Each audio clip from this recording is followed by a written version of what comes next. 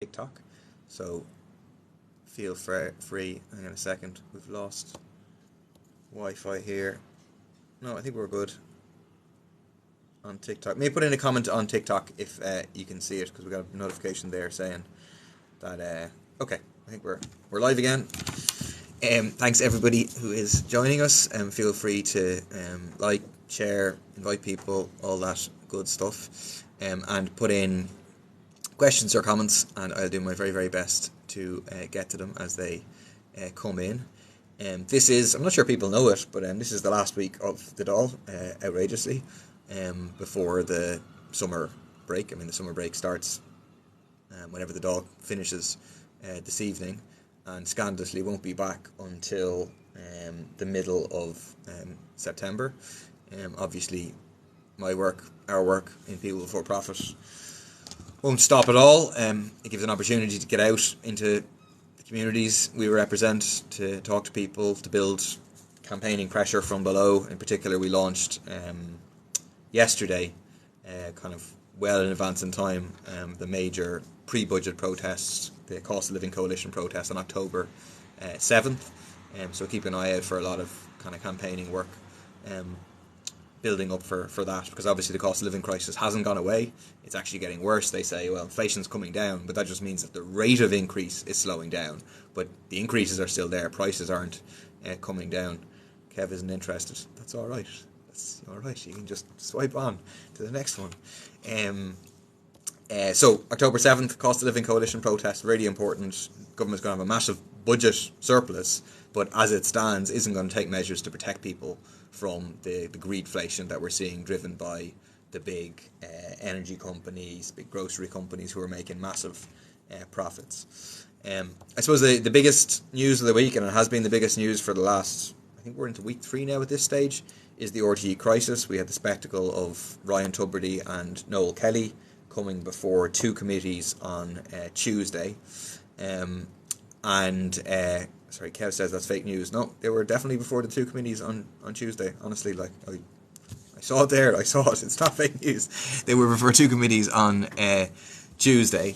And really, like, I think, bluntly, it's a cock and bull story from Ryan Tubridy and Noel Kelly. The idea that, like, oh, you know, this big kind of opening statement, Ryan Tubridy took the 20% pay cut, etc. But it's clear he didn't take the 20% pay cut. He's not counting this 75,000 euros that came from Renault in 1 year, and then 2 years came directly from RTE. You know, they tried to claim that this was entirely separate from the contract negotiations with RTE. It doesn't make any sense. It just doesn't add up at all. And even today, RTE have come in and provided evidence in terms of a Teams meeting that took place, the fact that this negotiation, the 75,000 euros, was intimately connected to the RTE contract negotiations. I think it's really clear that's what it's clear this was a secret payment to cover up the fact that he wasn't taking the pay cut when ordinary workers in RTE were being faced with massive pay cuts. I think it is a thing whereby certainly the establishment parties are happy to have this crisis on at the moment. They're happy to have a distraction from all their own problems, from the Children's Hospital, for example. The point is being made in the chats. Exactly, we should be holding the contractors for the Children's Hospital responsible. So the government is happy to have this be the main focus of attention, but also it's very clear, if you read between the lines, they're preparing the way for a kind of partial privatisation of RTE. To say, well, we'll hive off the commercial bits, the profitable bits we hive off to the side, and then a smaller, honed down thing. But like, they always have the same agenda here, which is to give as much as possible out of public control into private ownership. And I think it is important that we say no to the TV licence. You know, TV licences are a completely regressive tax. It's completely understandable that more and more people are saying, I'm not going to pay the TV licence in this context of all this, you know, everything that's been going on. To say we need to have pay caps in the public sector generally, in RTE in particular. Nobody needs to be earning more than 100,000 euros. But then we need to have properly invested in public service broadcasting. That in a world dominated by Elon Musk, Mark Zuckerberg, Rupert Murdoch, these multi-billionaires, having actually, like, genuinely public service broadcasting is extremely important. So funding it through, for example, a 1% tax on the big social media giants that operate in this country would raise 500 million euros. RTE in total, each year they get about 200 million from the license fee, 150 million from ad revenue. So you end the commercial side, and that's more than enough funding for all of that. Maybe another thing just to mention, because it's definitely related to the question of public service broadcasting. We had a good example of public service broadcasting this week on Monday night. I presume some people saw it, the RTE Investigates programme about the dairy industry. I mean, it was hard watching, really horrific. Like, you particular instances of violence, dairy bull calves being kicked around, thrown around, hit with sticks, all things that are against the animal welfare legislation and happening in this country. So I was on the radio with some IFA representative who was like, "Oh, it's all just footage from France," and this is not true. Like, yeah, there was footage from France from a few years ago, but then there was a lot of footage they did in March in Ireland where this is happening right now. But the kind of, for me, what came across was the underlying issue was that this isn't just about like a few badly behaved workers in March or whatever that are treating animals badly. It's like the whole way the dairy industry is set up. Cruelty and abuse of dairy bull calves is absolutely intertwined and inevitable in it. So effectively, like dairy bull calves, they obviously don't produce milk. They aren't good for beef. So they're effectively worthless. So they end up being sold for nothing at these marts, treated horrendously, or hundreds of thousands of them exported, alive, every year, in these overcrowded, cramped hundreds to a truck for 18 plus hours, really horrendous conditions, not getting food, water, rest, again breaking all the rules, but like that's what they're doing, and that's inherent to the system. And I made the point in the Dáil. I think some people kind of misunderstood it, that live exports of dairy bull calves can be humane or it can be profitable, and the choice has been made for it to be profitable. And some people heard that as me saying, "Oh, but we could have humane exports." My point is, on the basis of this current system, which operates on the basis of profit, we're not going to. You can have whatever rules and stuff you want, but live animal exports, where they cram animals in as close as possible together, is absolutely horrendous stuff. So we need a ban on live animal exports. We pushed for a debate on this in the Dáil, and the government voted it down on Tuesday.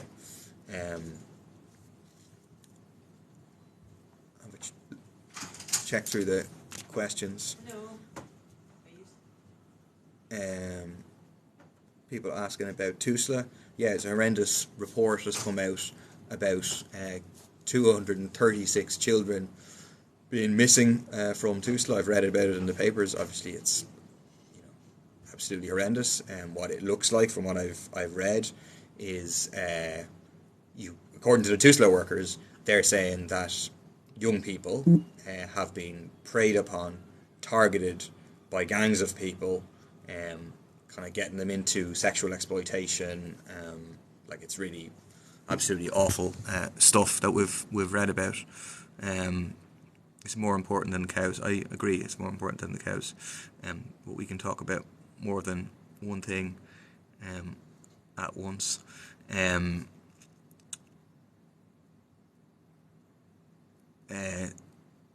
Sorry, someone asks, is there any truth about it? I think there absolutely is truth about it. I think there is an investigation into it. There's a report written about it. I don't think the government denies that it has happened.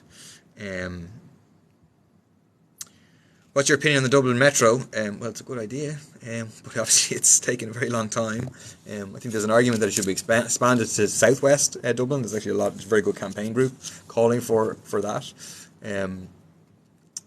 But it's the whole way they do things in this country. They get private contractors in, then the costs go up, exactly as you're seeing in terms of the Children's Hospital, and things take forever. I mean, it's another argument, I think, for a state construction company, which would obviously focus on building homes, but also major infrastructure, as opposed to just you kind of bed in different layers of profits, where the overall contractor, BAM, in the case of Children's Hospital, looks for a load of profit, then subcontract out layers of profits there. Instead, you should have direct state construction. Sorry, just checking through comments. Sinn Féin abstaining on the vote against the Special Criminal Court, yeah. Very bad, another indication, unfortunately, of Sinn Féin looking to curry favour with the establishment as opposed to standing up for basic civil liberties. Like the idea that people who are charged with serious crimes should have right to a jury, that isn't an outlandish, crazy idea.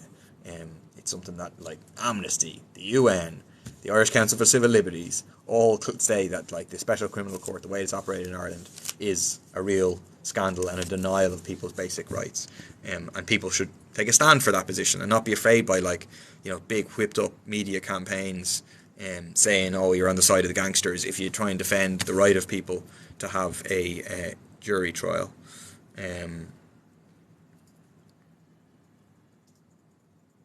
So I think Sinn Féin would do a lot more for the working class than the current government. I certainly hope so. I think there's kind of two things will determine that. One, whether they go into coalition with Fianna Fáil or Fine Gael. We know from the experience of Labour, the Green Party, Labour again, exactly what happens when you go into coalition with the establishment parties. You betray what people elect you to do. I was chatting with some workers actually last week about this. Whereby Labour, remember they stood on a platform, people who are old enough, that they said it's Labour's way or Frankfurt's way, and then they got into power with Fine Gael and implemented Frankfurt's way, not so-called Labour's way. So that's one. And the second thing is that the policies, programme, the approach that Sinn Féin adopt in power, you have to be willing to stand up to the establishment, which doesn't just have political power through being elected, but controls the key sections of the economy, has huge influence in terms of the media. And if you're not willing to take these people on, to say that we need to take, for example, the energy companies out of private ownership into public ownership, if you're not willing to take on the big corporate landlords, if you're not willing to do those things, then you'll end up settling and betraying the interests of ordinary people. So you have to have a vision, in my opinion, like a socialist vision, and be willing to mobilise people from your position in government behind you to say, we need to have fundamental transformation. It isn't acceptable in one of the richest countries in the world that we have people sleeping on the streets, that we have hundreds of thousands of people on hospital waiting lists, and so on.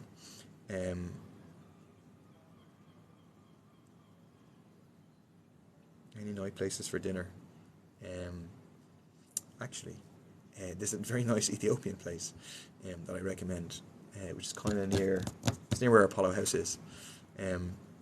Like all TDs, you ignored my inquiry. I don't know what your inquiry was, Dave, I'm afraid. If you want to put it in, if you want to email me, paul.murphy@oireachtas.ie. Will people for profit willing to go into government with Sinn Féin? This comes up every single time, and the answer is yes, on two conditions. One, that it doesn't have Fianna Fáil or Fine Gael in it. We're never going into coalition with them because we think they would betray people. And two, if it does the kind of things that I was just talking about a minute ago. In other words, if it adopts a socialist programme, if it has an approach of people power mobilisation. If we don't get agreement on those things, well then we would still vote for a Sinn Féin nominee for Taoiseach and then vote on a case-by-case basis. So if they're doing things in the interest of ordinary people, we'll vote for them, no problem. If they're not, we'll vote against them and we'll try and mobilise people power. The farmers will take this election. Farmers Alliance. Interesting. I think small farmers need to get organised because I think they're badly represented by the likes of the Irish Farmers Association, the IFA, which represents really the interests of very big farmers, agribusiness, not the interests of small farmers at all.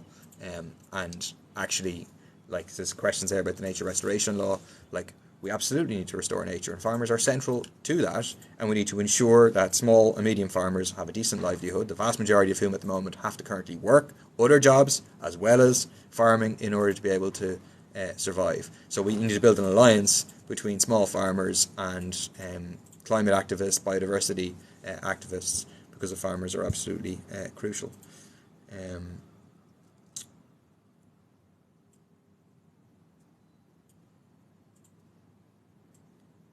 Thoughts on government opinion on the Drug Assistance Assembly? That's a good question. Feels like they're going to ignore them. That's certainly the vibe you got from Varadkar when he was answered a question from Gino Kenny the other day. He kind of said, well, we'll do what we want. Which is true. I mean, formally speaking, they can do what they want. But, like, you set up the Citizens Assembly, and then what are you going to do about it. Pity you don't help your own, Paul, as you're Irish. I don't know what you mean by that, Deirdre. I don't know if you've been on any of the protests we've organised about the housing crisis, which obviously affects predominantly Irish people.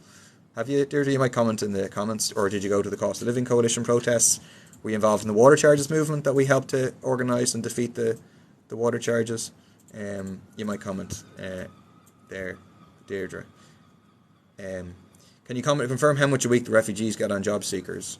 Well, most refugees aren't entitled to job seekers. If you're not, certainly asylum seekers aren't entitled to job seekers, so they get nowhere near job seekers.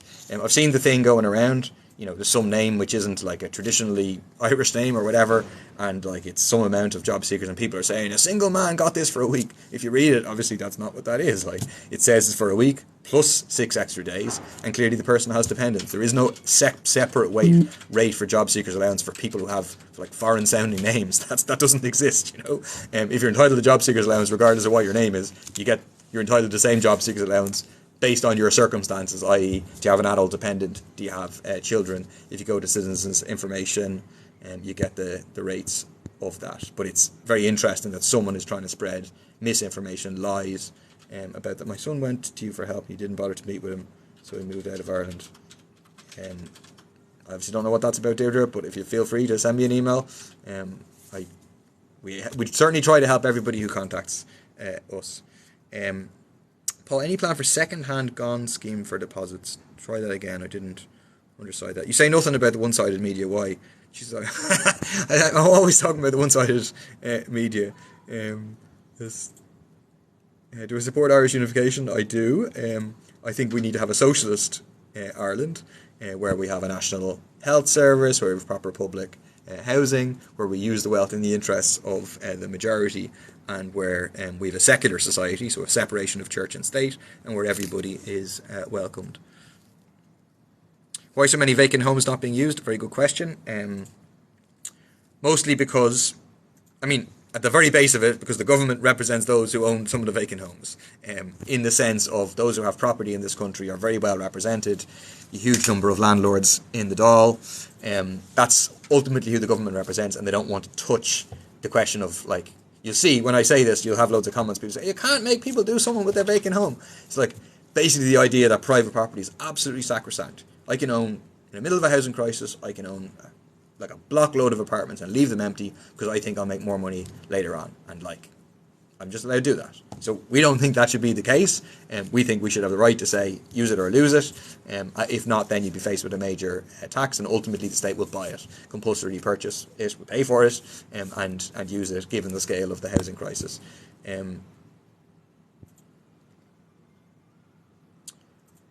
I gave thoughts earlier on ban with Children's Hospital. If you scroll back a bit. Who would my favourite Taoiseach be if I had to choose? Breed Smith. She announced that she's not going to stand for the next election, so she probably won't be Taoiseach, but she should be.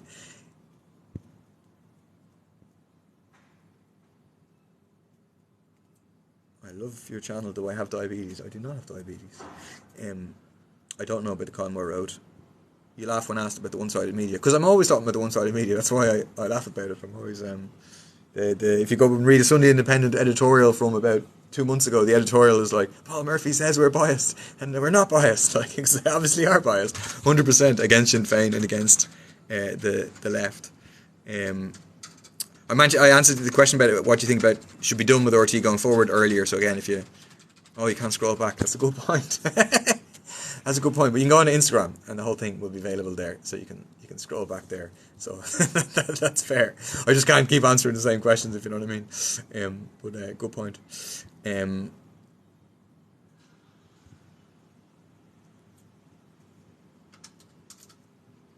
Sorry, Anthony, I don't understand. I'm trying to answer your question, but I don't understand when you say second-hand home scheme. Obviously, most homes are second-hand. Do you know what I mean? Just if you could explain what you mean. Sorry, I'm probably just being stupid, and it's obvious.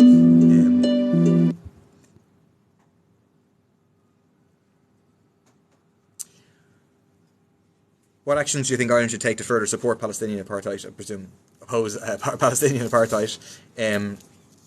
Yeah, I think we should recognise the state of Palestine. I think that can have an impact internationally. It's part of the programme for government, but it hasn't happened. I think within the European Union we should be kicking up an absolute fuss about the way that Israel is treated. It's given special preferential treatment, like it's almost treated like an EU country in terms of trade arrangements and so on. And I think we should pass the Occupied Territories Bill to ban the import of goods from the occupied territories. Do I support Irish neutrality? I do. Schemes for homes built before 2017. What kind of schemes? Do you know what I mean? I just don't understand. Sorry, I know you.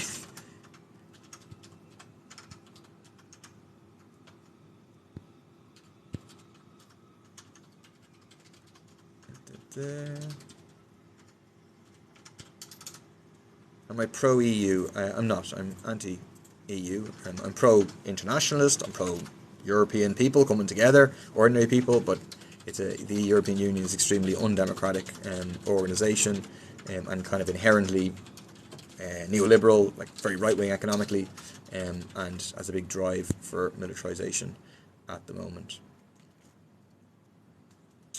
When is food going to come down? It's a joke. I'm afraid left to its own devices it won't. We need to have price controls to bring it down. You should look at the profits for the big agri-food companies and the big grocery companies. What advice would you go to the younger generation who wants to become politicians? Please don't become politicians. Like, what I would give to advice to younger people is people should become activists, who should fight in their communities, join a socialist organisation like People Before Profit, and fight for change. And then, partly as part of that, they might end up as councillors or TDs or whatever. But it's not, I think, what people should aspire to be honest.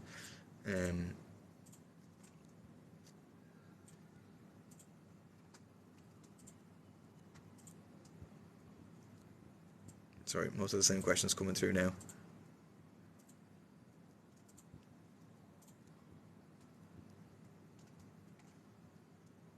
Sorry, Alex McInerney. And someone keeps, in fairness to them, someone else keeps spamming it saying, you have to answer Alex McInerney's question. So fair play. Socialist parties being divided, etc., etc. Yeah. So the big difference between the People for Profit and the Socialist Party on the one hand, and the Social Democrats on the other hand. I mean, I think they would say the same. We're socialists, they're not. We stand for a fundamental break with the capitalist system, reorganisation of society on democratic basis, where ordinary people get to make the key decisions about what happens in our society, what happens in our economy.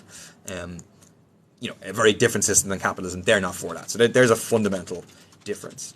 In terms of People for Profit and the Socialist Party, there are more nuanced differences. There's definitely a difference in relation to the question of the North, where we stand for a socialist, united Ireland. We would vote yes in a border poll. They would not do that. So there's a difference in terms of the North. I think there's a difference in terms of approach. Obviously, I was formerly in the Socialist Party. Then I, with others, left the Socialist Party, formed an organisation called Rise, and we, as a network, joined People Before Profit. So I think that there's a lot of very good, dedicated socialists within the Socialist Party. But I think that People Before Profit has a better approach to trying to build broader movements, trying to work with other people, trying to work with others that we have disagreements with, like Sinn Féin, for example. I think that's a more effective way of building support for socialist ideas. But as part of that, we absolutely work with the Socialist Party, and the idea that all the socialists should be in one political party where you have a real space for democratic debate and so on. I agree with that. No problem, Alex.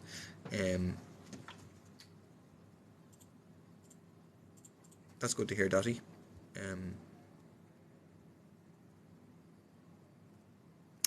Someone keeps asking am I a communist, so I'll answer that and I might finish on that one for now.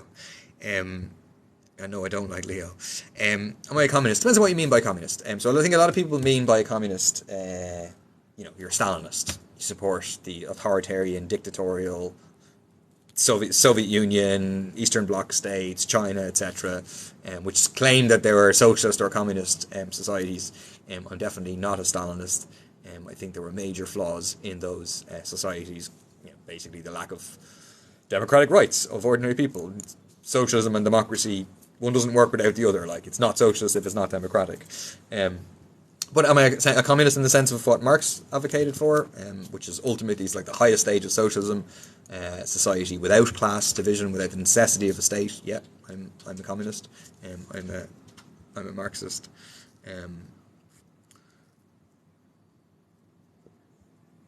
Spanish Revolution 1936 is a model of socialism. Well, in a sense, within the revolution there were models of socialism, but it ended up being crushed, beaten by Franco, obviously. But also within that, I think there are like important lessons about the failure of the kind of so-called popular front, whereby basically the Stalinists, those influenced by the Soviet Union, advocated, oh, we shouldn't go forward with the revolution, we have to focus on just fighting Franco. And it meant that the Republican forces weren't able to say, for example, to the Moors, who made up a large part of the Franco army, we're going to get freedom, we're going to liberate the colonies, we're going to end Spanish imperialism. Similarly, in terms of the land, we need to distribute the land to the poor peasantry. And that was a base that then Franco was able to rely on. But anyway, that's a much bigger question about the Spanish Revolution. Yeah, I wish. Sorry, rewatched the late interview on YouTube from 8 years ago. Wish you had been on the committee. I wish I was on the committee too.